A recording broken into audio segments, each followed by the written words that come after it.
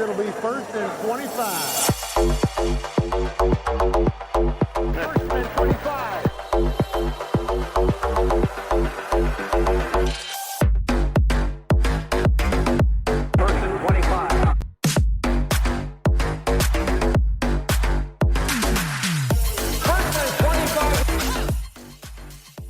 This is 1st and 25, the Football Zebras podcast, our 25-minute roundtable discussion on officiating.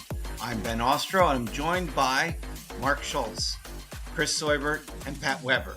And so we're going to take a look at a few things that we saw this week, both in college and the NFL.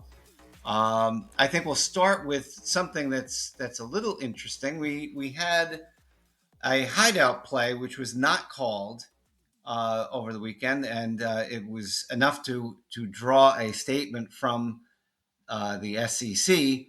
And so the recap pretty much is, as they stated, in Saturday's Auburn and Oklahoma football game with 10:50 remaining in the second quarter, a pass was thrown to Oklahoma number 5, resulting in a touchdown.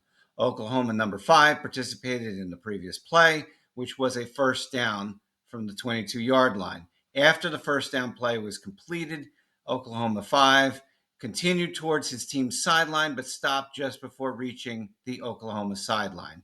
And then they state the rule. No simulated replacements or substitutions may be used to confuse opponents. No tactics associated with substitutes or the substitution process may be used to confuse opponents. This includes any hideout tactic or without a substitute, with or without a substitution.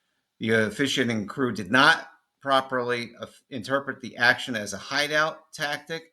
If it had been properly officiated, the second down play should have resulted in an unsportsmanlike conduct penalty of 15 yards.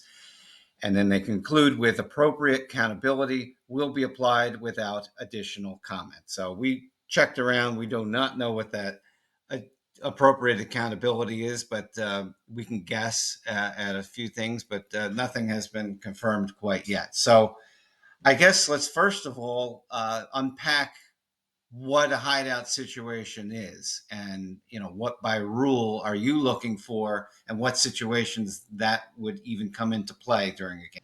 When we work high school games, it's very easy because once the ball is declared ready for play, and usually that means it's spotted, all players who are going to be participating in the down have to be momentarily within 9 yards of the sideline, which is basically the top of the numbers.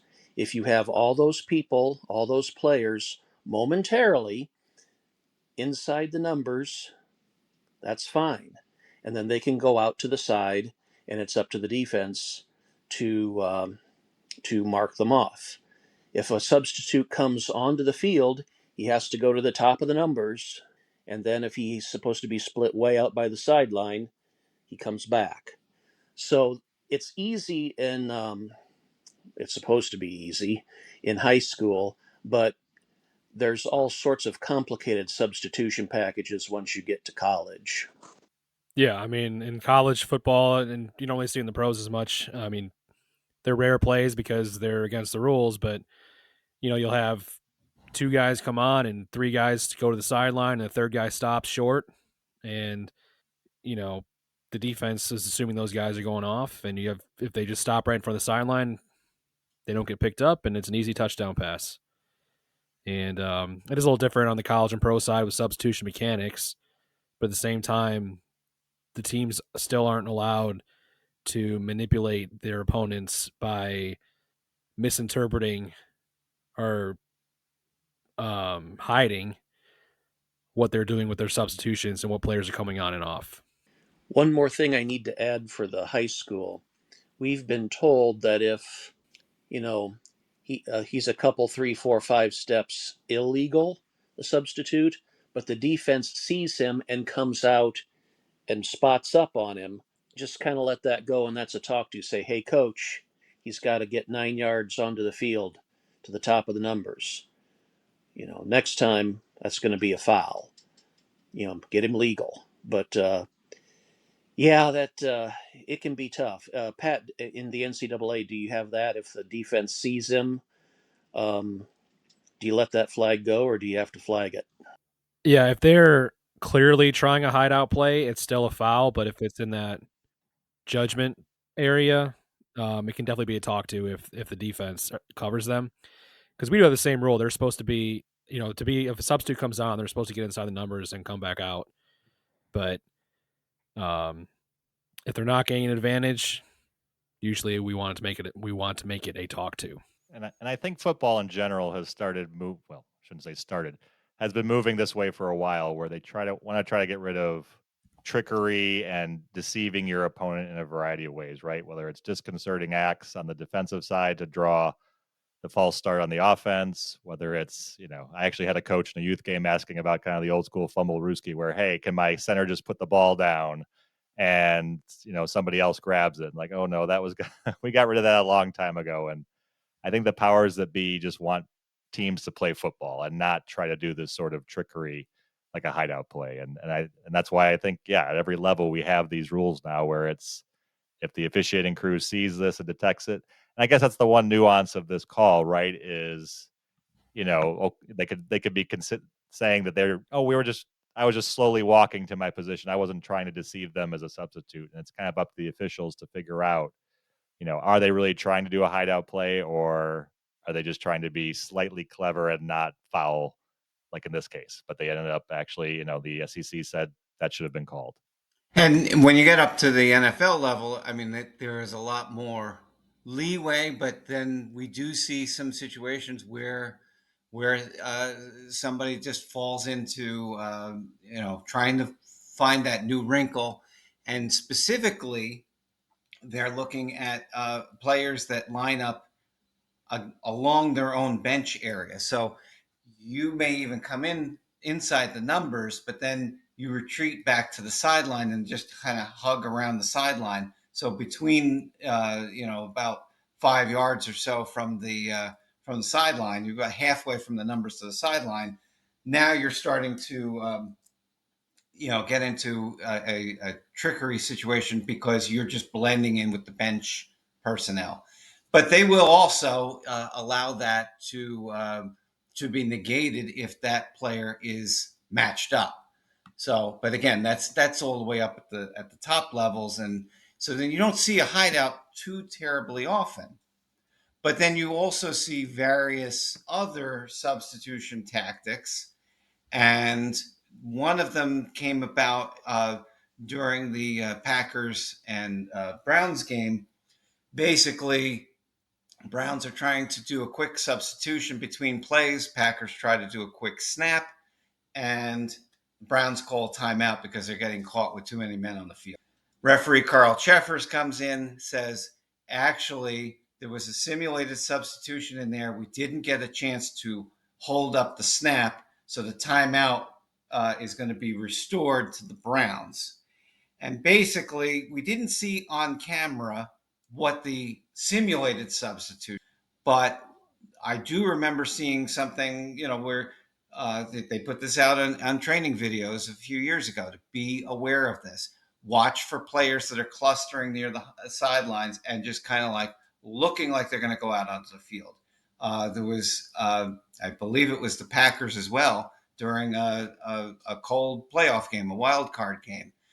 3 players are sitting on the sideline. They're behind the play, so all the eyes of the officials are downfield. And there's 3 players in coats. They take off their coats real quick, but then don't move.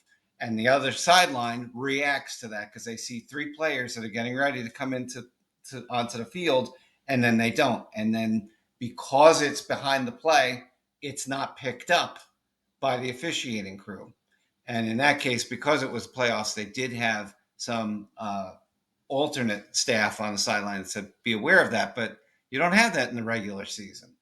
So these things, I mean, we're not going to be seeing jackets in September, but eventually we will be seeing that, or any kind of stutter step towards the sideline, from the bench area towards the sideline, to try and get the other side to start their substitution, and now you can pull a quick snap. They're hard to pick up, and in this case, it kind of looked a little bit messy going backwards and saying, "Yeah, we should have held this up, but we didn't get there quite in time before the timeout." So, and this is one of these things that the wing officials are responsible for this hideout play that was not called against Oklahoma, but like I guess kind of go through some of the pre-snap checklist here, and what exactly you're looking for, and being attuned to some of these things specifically. Yeah, as a wing official, I work the short wing. My pre-snap pretty much goes if I have subs coming on, what formation it is, so I can identify that the offense is in a legal formation, and then also based on that, which player my initial responsibility will be. I want to know in my head what the down and distance is and where our first down line is. And then one thing else I've tried to incorporate is knowing on the college side where my 3 yard mark is, so I am able better to process where linemen are on forward passes. And this is And kind probably of, something where at a higher level, you might actually have the deep wings give a little bit of an assist. I've even seen this as an NFL mechanic where if there's a 12th man coming off the field, yeah, your short wing is going to keep an eye on that, but they're also trying to train their eye on the snap. So the deep wing can then give a little bit of an extra eye to say, okay, he did get off in time or not, just helping him out a little bit in that pre-snap scenario. So when you have a situation where where there are some unusual tactics, and you probably you spot things that just don't seem to make sense. You see a bunch of players milling around. Well, what are they up to? What's going on? It's something that kind of doesn't seem to follow the pattern. But then, and then in the case where they start to walk towards the sideline, that might not be caught by the short wing because they haven't gotten onto the field. And so when you have 7 officials or 8 officials, it's a little easier to pick up. You got 5 on a Friday night or less. That sort of thing is going to really disappear. But then I guess, as Mark pointed out, having everybody come to the center, inside the numbers, starts to get some of that funny business out of the equation. And on Friday nights, what I do from the white hat position is once the ball is declared dead, I look around to make sure that everybody's on the right page as far as the spot goes. I look over to the offensive sideline. I see one coming on, and I see one going off. I say one on, one off. We're still at 11. Or I do a quick count and I see the quarterback over by the sideline getting the play from the coach. I count 10 in the huddle. I say, well, when the quarterback comes on, we got 11 and we're good. Um, During that time, too, I also make sure the down box is good and communicate by hand signals to the umpire, who works with me to count the players to make sure we have 11 or we're going to have 11. So a lot of times the referee can assist and be a big assist to the wing officials in regards to substitutes coming on. So that's something that I do on Friday night. And I just want, before we get too far down the line, uh, commend Carl Sheffer's crew for straightening that situation out with the Browns. It might not have looked right, but as former Big Ten referee Steve Newman once said, it's better to look like excrement than be excrement. Nobody has ever taken the burst the bubble on the podcast. Just actually said the words, but one day I think somebody's going to slip out. I think it's going to be Cam. It's going to be it, but in his absence this week, we go another week. We also, that same game, the Packers Browns game, near the end there was a hurry up situation, and well, we have a rules school video up there, so I won't go too much into detail. But basically, what are the hurry up mechanics for the officials? Being able to have the umpire just tap the ball if it is spotted correctly by the center, and how the center does all of that, or if it's a deep pass, that the back judge gets the initial spot. At least at some point, an official touches the ball in the dead ball period. And that then brings up to the team that was on defense a question as to whether or not this was done right. Why is this happening? The Cowboys like to chime in with what their wild card fiasco every time. And so we have a video on that. But basically, it goes back to a philosophy that if the offense is pretty much ready, we don't want to be caught up in these pedantic mechanics to get the ball spotted. Just get the ball spotted. Let's get a snap. It's much better to see a snap than to see the officials going through an old procedure. And when it's suffice to say that, okay, I'll tap the ball and move on. And I'm sure that there's other ways that that comes up philosophically, where you want to get the ball snapped and you don't want to have the time expire with the ball on the ground.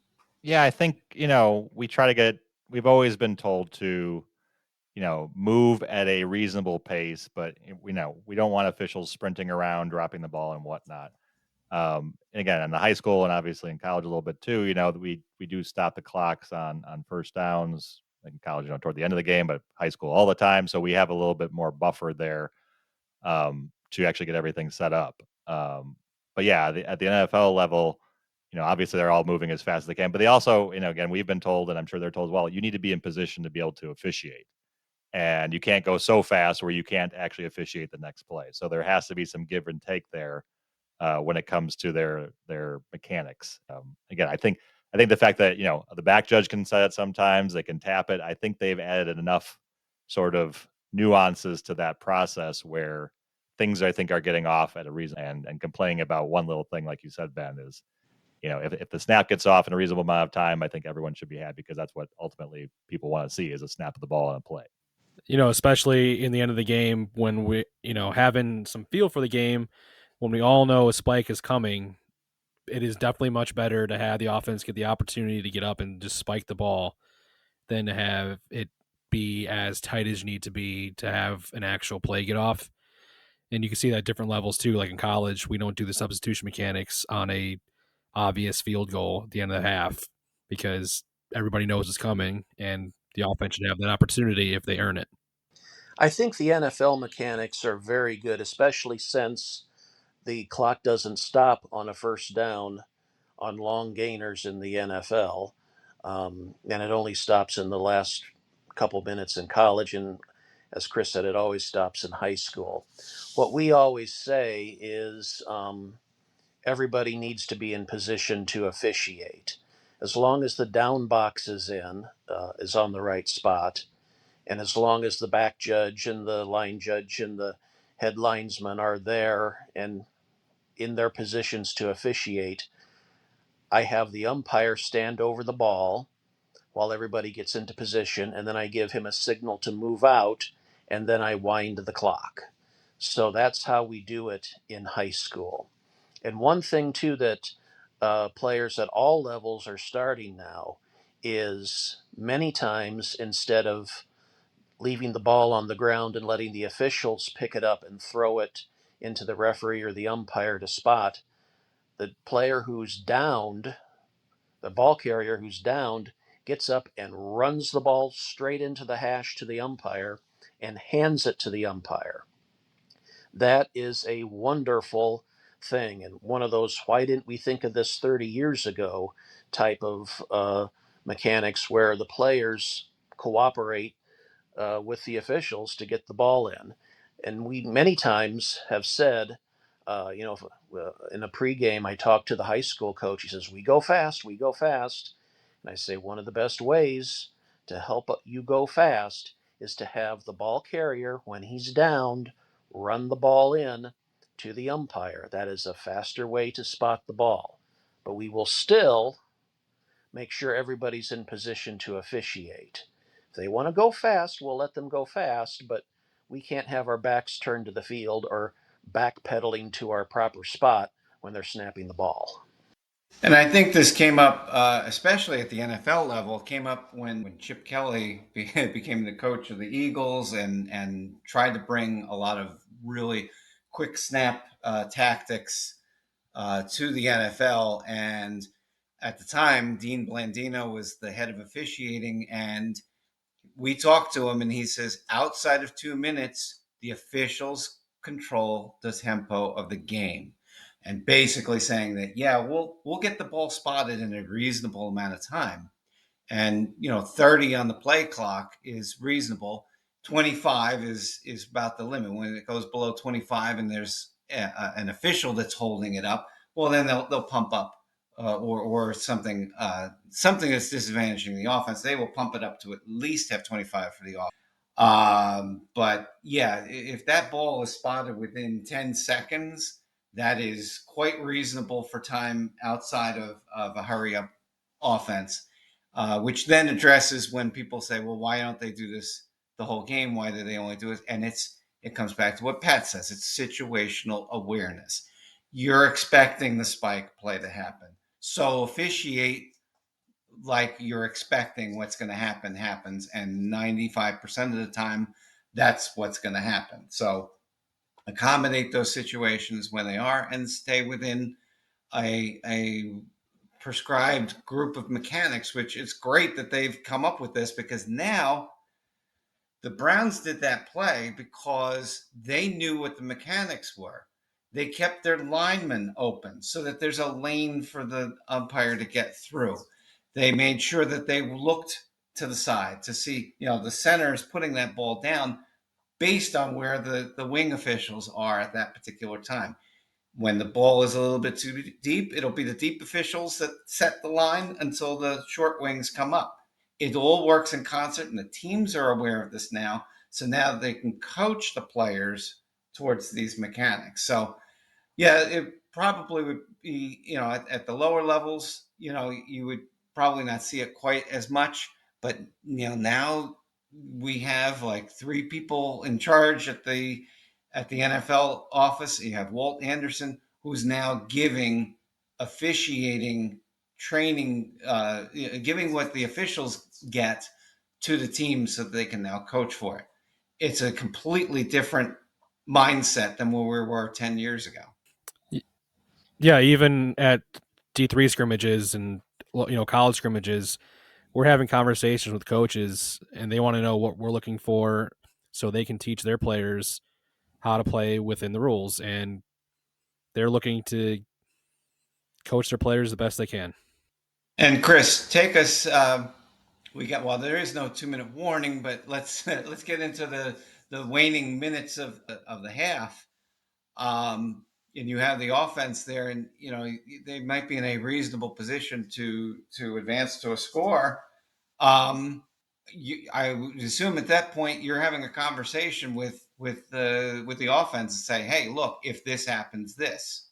Yeah, I mean, throughout the game, I think, as Mark alluded to and as Pat alluded to, I mean, we're having conversations with the center, with everyone, where as we come in and in the pregame, again, if they're saying, hey, we usually go fast, like, okay, again, like, we'll accommodate for it. But in the last 2 minutes, especially, it's, I as a white hat, if I see the runner down, I'll say, hey, behind you, the center, the umpire's behind you.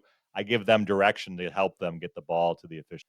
And again, the only time we get burned sometimes are on really long plays. But again, fortunately in high school, we kill the clock. So we have that time to get to the spot and spot the ball without really disadvantaging the offense as much as we could if that clock was warning. So, but again, it's like everything in the fishing. It's communication. If you can do that, you will run your game pretty well and be successful in the end. And with that, we're in our hurry up. And we thank you for listening. I'm Ben Ostro, joined by Mark Schultz, Chris Soybert, Pat Weber this week. And you can catch us anywhere where you can find your podcasts. Wherever you find your podcasts, you can listen to us there. Many thanks for listening.